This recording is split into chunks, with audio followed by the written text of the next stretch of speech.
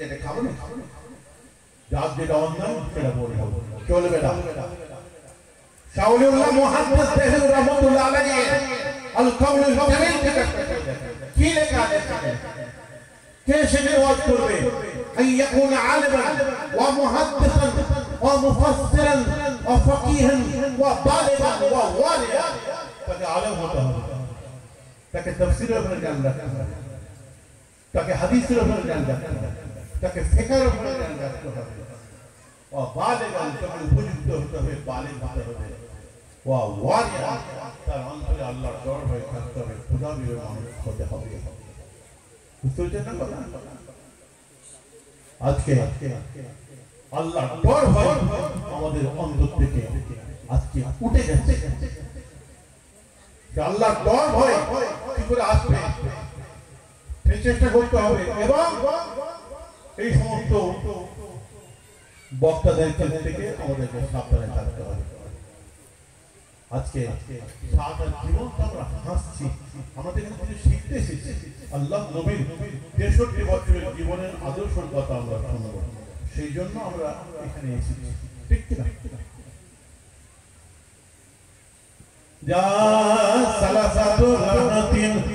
আল্লাহ নবীর দরবার শরীফের কথা একটু বলি ছোট ছোট করে কয়েকটা কথা কেন আল্লাহ নবীর নামাজ আল্লাহ নবীর রোজা আল্লাহ নবীর হজ আল্লাহ নবীর যাকাত আল্লাহ নবীর কোরআন তেলাওয়াত আল্লাহ নবীর ইবাদত বندگی এগুলো তো আছে ফরজিয়া আইন মুমিন মুসলমানের ফরজ নিয়ে আমরা তো করি কিন্তু নবী যেগুলো করেছেন সেইগুলো তো সব করতে হবে নবীর সব সুন্নতগুলো তো পালন করতে হবে নবীর নামাজটা নেবেন নবীর হজটা নেবেন যাকাতটা নেবেন নবীর অন্য নেবেন না সবটাকে নিতে হবে আমার নবীর উঠা বসা খাওয়া দাওয়া আমার নবীকে যদি কেউ ফলো করে কানা খুলকুল কুরআন আমাদের আয়েশা রাদিয়াল্লাহু তাআলা আনহা বলছেন তুমি যদি কুরআনকে যদি বুঝতে চাও তো আল্লাহ নবীর আমার স্বামীর উঠা বসা খাওয়া দাওয়া চলা ফেরা অনুকরণ করো কুরআন পাকের ব্যাখ্যা হয়ে যায় বলুন সুবহানাল্লাহ আবার কুরআনে আল্লাহ বলছেন ওমা ইয়ানতিকু আনিল হাওয়া ইন হুয়া ইল্লা ওয়াহয়ুন ইউহা আমার নবী নিজের ইচ্ছার বশবর্তী হয়ে কোনো কথা বলেন নাই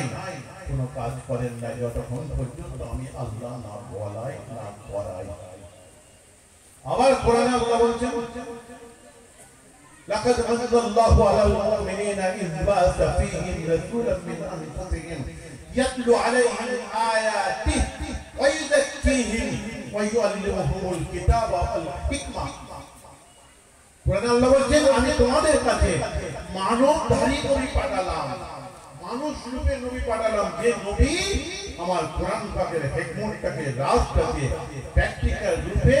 কাজে কর্মে তোমাদের কাছে করে করে দেখিয়ে দেবে বলুন সুবহানাল্লাহ তো সেই নবী সবটাই দিতে হবে কত গুরুত্ব তাহলে মসজিদে নববীটাকে আপনি কলেজ বলেন ইউনিভার্সিটি বলেন আর মক্তব বলেন আর শিক্ষা কেন্দ্র বলেন আর সেটাকে আপনি পার্লামেন্ট বলেন আমার রাসূল তো খলিফাতুল মুসলিমিন ছিলেন আবার তিনি রাষ্ট্রপতি ছিলেন শহীদ সনদ বিভিন্ন রকম খাতা পত্র সেখানে এটা মেনটেন বিভিন্ন দেশের ব্যাপার আছে সেখানে সবাই আসতেন মসজিদ নববী সেটাকে আপনি পার্লামেন্টে বলতে পারেন এবং সকলে সেখানে আসবে সেটা শিক্ষার জায়গা জ্ঞানের জায়গা সেখানে আমার ভাইরা মানে আল্লাহ নবীর নামাজ রোজা এগুলো তো আছে কিন্তু এর ছাড়া যেগুলো আছে দু একটা করে চট করে বলে দিতে হবে আমার ভাইরা আল্লাহ নবী মসজিদে নববীতে ওয়াজ করছেন শত শত সাহাবারা আল্লাহ নবীর ওয়াজ শুনতেন আল্লাহ নবীর গুরুত্বপূর্ণ ওয়াজ শুনতেন আল্লাহ নবীর এক একটা কথা কিয়ামত পর্যন্ত ওইটাই দলিল হয়ে যাচ্ছে ওইটাই দ্বীন হয়ে যাচ্ছে ওইটাই ইসলাম হয়ে যাচ্ছে কেন তিনি হচ্ছে খুদ সারে আলাইহিস সালাম আল্লাহ নবী একটা ভার্সন একটা মুখের কথা কত দাম